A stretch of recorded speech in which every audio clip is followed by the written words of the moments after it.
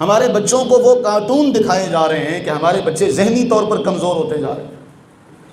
آپ کو پتہ ہے اسلام نے، قرآن نے خنزیر کو حرام کہا۔ جب خنزیر کو ایک کارٹون بنا کر اور ایک اچھا کردار بنا کر پیش کیا جائے گا اور بچے اس کو دیکھیں گے تو ان کے دل میں جو خنزیر کے حوالے سے جو اسلام کا پیغام ہے وہ پیغام رہے گا یا ختم ہو جائے گا؟ اور اس کارٹون کے ذریعے سے جو ذہن سازی کی جا رہی ہے، ہماری بہت ساری مجبوریاں اس لیے کہ ہمیں لوگ نہیں سمجھتے، اپنے لوگ نہیں سمجھتے، اغیار سے کیا گلہ کرنا۔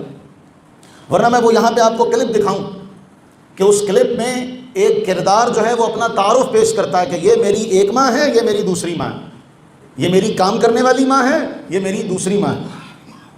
یہ وہ ماؤں والا تصور ہے جو آج مغرب ہمیں دینا چاہتا، یہ وہ تصور ہے جو اسلام نے سختی سے منع کیا، یہ وہ تصور ہے جو نکاح کے بغیر دوستی کا انسان کو رستہ دکھاتا۔